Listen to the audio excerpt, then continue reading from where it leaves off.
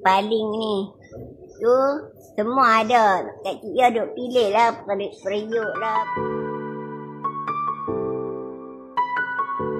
Warga emas yang dikenali sebagai Kak Cik Yah dilihat memuat naik momen pergi membeli perkakas dapur baru selepas video-video berkongsi resepi masakannya tular di media sosial. Menerusi perkongsian warga emas berusia 74 tahun itu, dia telah memuat naik momen sewaktu berada di kedai barangan elektrik dan juga perkakas dapur bersama wakil dari jenama makanan popular.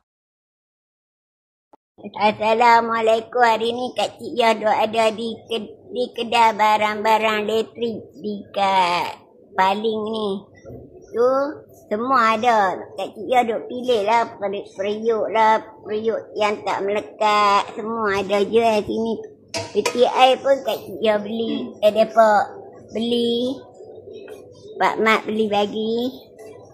Lepas tu semualah apa yang kita mahu depa beli bagi. Untuk nak masak kambing. Ni okey Cik Yah?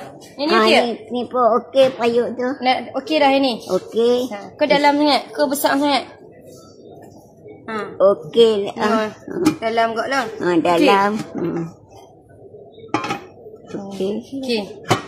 Semua ada. Kedai ni semua ada. Semua ada pilihan. Iron pun ada. Tidak iron. Besar-besar. Semua ada. Kipas, oven, semua microwave semua ada. Yang ni nak gosok baju pun semua ada. Tu dia kata gosok berapa ribu. Ush. RM2,000. Tapi bukan Cik Yah beli setrika. Tak beli setrika, tak masuk. Cik Yah beli ni kan? Belajar tunjuk-tunjuk tengok. Periuk juga. Oven. Oven peti air. Tengok aja lah, setrika tu bukan nak beli. Mana pilih periuk? Jom, periuk ni dah. Periuk mana Cik Yah? Periuk cantik kan, atas yang tadi. Ni. Ni dah yang Ni kalau okey. Kalau hijau. Kalau hijau. Dia cantik. Boleh? Boleh. Boleh. Ya, okey. Okey, warna hijau. Hijau. Hijau ni pun ada periuk hijau. Senduk ambil dah. Senduk warna yang mana ni? Yang hitam. Ni kan yang ni? Panjang ke? Ni. Satu. Ambil ni satu. Ni satu. Lagi?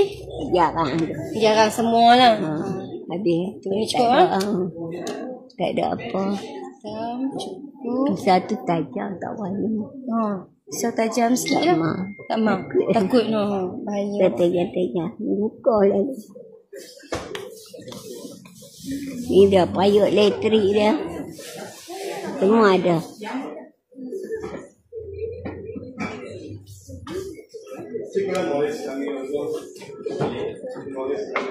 Okay.